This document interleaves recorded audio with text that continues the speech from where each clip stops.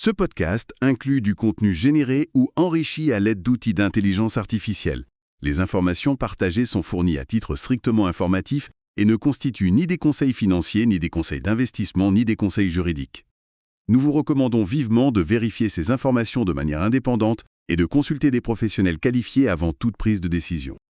Luxembourg Funcast en français, bienvenue. Alors aujourd'hui, on va regarder d'un peu plus près pourquoi le Luxembourg est vraiment devenu cette place forte pour les fonds d'investissement transfrontaliers. Ce succès, ce n'est pas un hasard. Ah non, pas du tout. Ça repose sur quoi, Evelyne? Sur un cadre juridique, réglementaire, vraiment solide. Il y a 2 textes essentiels, si j'ai bien compris.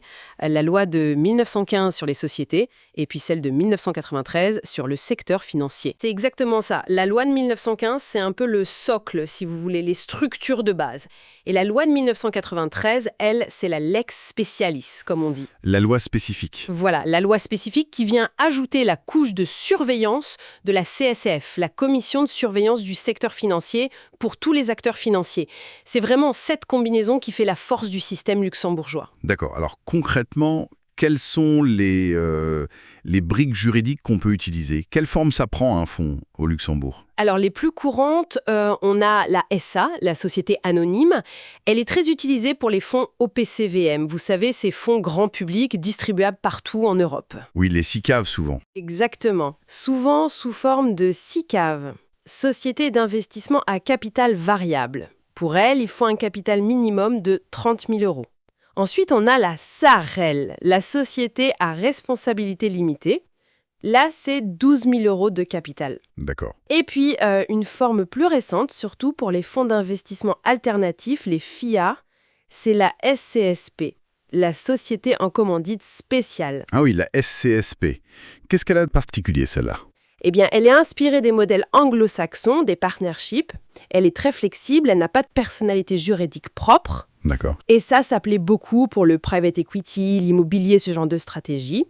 Et un autre avantage, pour la créer, un simple acte sous seing privé peut suffire. Ah, donc pas besoin de notaire comme pour la SAE ou la SASP. Exactement. Pour la SAIS et la SARL, c'est acte notarié obligatoire et publication au LBRCS, le registre de commerce et des sociétés. La CSP offre plus de souplesse contractuelle. Je vois, c'est intéressant. Et au milieu de tout ça, il y a la fameuse CSSF. Son rôle, c'est quoi exactement, au-delà de juste faire les règles? Sa mission est double. D'un côté, assurer la stabilité financière globale. De l'autre, protéger les investisseurs. Et pour ça, elle insiste beaucoup sur une gouvernance interne robuste. Robuste, c'est-à-dire? C'est-à-dire adaptée à la taille et à la complexité de chaque société. On parle par exemple du principe des 2 paires d'œils pour la direction autorisée, pour garantir une gestion à plusieurs. D'accord. Une double commande en quelque sorte. Voilà. Et il y a aussi l'évaluation fit and proper. La CSF vérifie l'honorabilité, la compétence des dirigeants. Très important. Oui. S'assurer que les bonnes personnes sont aux commandes. Logique pour protéger l'investisseur final. Tout à fait. Et il faut aussi une administration centrale ici, au Luxembourg. Le vrai centre de décision et administratif doit être là. Et puis des fonctions de contrôle bien définies, gestion des risques, conformité, audit interne, les 3 lignes de défense classiques. Et si on sous-traite certaines fonctions? C'est possible. Oui. Oui, c'est possible, c'est encadré par une circulaire spécifique, la 2286, mais, point crucial, la responsabilité finale reste toujours celle de l'entité régulée. Et il faut respecter scrupuleusement le secret professionnel, bien sûr. Compris. Donc ce cadre et cette gouvernance, ça doit se retrouver noir sur blanc dans des documents précis, j'imagine. Absolument. Le premier document clé, ce sont les statuts de la société, l'acte de naissance, en quelque sorte. Pour une SA, c'est notarié, publié au registre, et dans ces statuts, pour les fonds parapluies, Oui. il y a souvent un article fondamental, l'article 6 en général, qui établit la ségrégation des passifs entre les compartiments. La ségrégation des passifs, c'est-à-dire? Ça veut dire que si un compartiment du fonds rencontre des problèmes, ces dettes ne peuvent pas contaminer les actifs des autres compartiments. Ils sont légalement séparés, protégés. C'est une garantie majeure pour les investisseurs dans différents compartiments. Ah oui, effectivement, c'est crucial comme protection.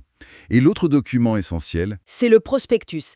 Là, c'est vraiment le contrat entre le fonds et l'investisseur. Tout y est. Les objectifs, la politique d'investissement, les risques, les frais, c'est très détaillé. Et ce prospectus, il doit être approuvé ou pas?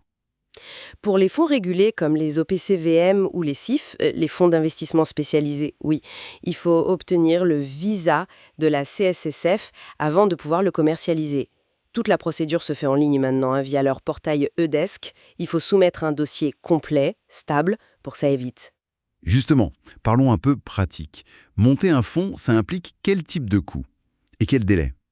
Alors pour les coûts, il y a les frais uniques au démarrage, le capital social, les frais de notaire si besoin, les frais d'examen du dossier par la CSSF pour un fonds régulé, et puis il y a les frais récurrents, la taxe de supervision annuelle de la CSSF, les frais du LBRCS et bien sûr les prestataires de services. Les prestateurs, c'est-à-dire? L'administrateur central, la banque dépositaire, l'auditeur externe, les administrateurs indépendants. Tout cet écosystème a un coût. Ah, et une petite alerte récente, les frais du LBRSS pour dépôt tardif des comptes annuels ont beaucoup augmenté. Bon à savoir. Et autre point d'attention, l'enregistrement du LININ, le numéro d'identification national luxembourgeois, pour les personnes physiques qui sont au RCS. Il faut s'en occuper pour éviter des blocages. D'accord. Et les délais pour lancer tout ça, c'est rapide? Ça dépend vraiment de la structure. Un REAIF, par exemple, le fonds d'investissement alternatif réservé, Oui.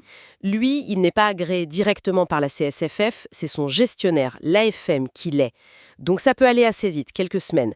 Souvent, c'est l'ouverture du compte bancaire qui prend le plus de temps. Et pour un fonds régulé, un OPCVM par exemple? Ah là, c'est différent. Comme il y a l'approbation de la CSSF, il faut compter plutôt 2 à 4 mois minimum.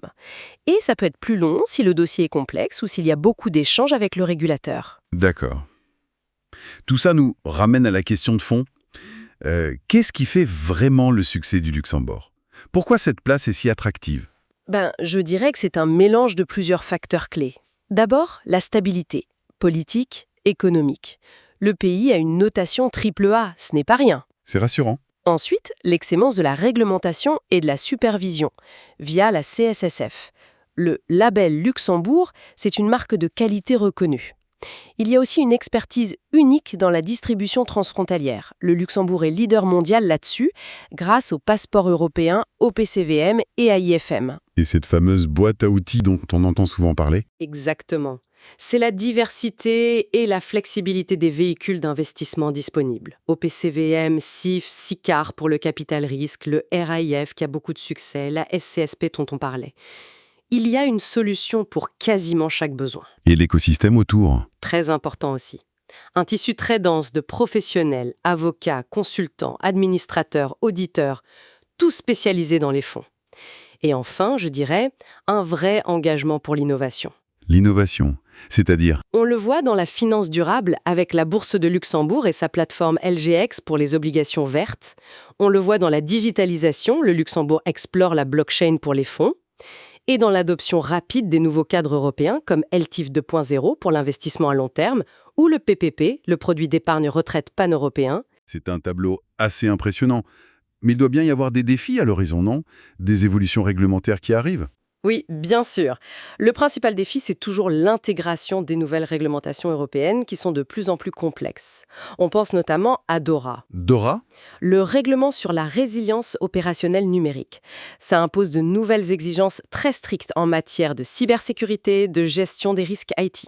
Les échéances arrivent vite en 2025. D'accord, un gros chantier pour le secteur financier.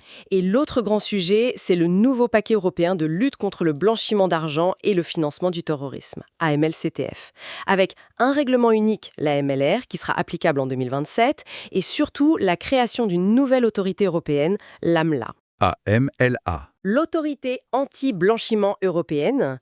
Elle sera basée à Francfort et commencera à superviser directement certaines grandes entités financières dès 2028. C'est un changement majeur vers plus de supervision centralisée au niveau européen. Ce qui soulève une question intéressante. Comment le Luxembourg, qui a bâti son succès sur une certaine flexibilité et réactivité nationale, va-t-il s'adapter à cette tendance de centralisation réglementaire européenne accrue? C'est sans doute une réflexion clé pour les années à venir. Ce podcast inclut du contenu généré ou enrichi à l'aide d'outils d'intelligence artificielle. Les informations partagées sont fournies à titre strictement informatif et ne constituent ni des conseils financiers, ni des conseils d'investissement, ni des conseils juridiques. Nous vous recommandons vivement de vérifier ces informations de manière indépendante et de consulter des professionnels qualifiés avant toute prise de décision. Pensez à liker et à vous abonner. le Luxembourg Funcast, en version française.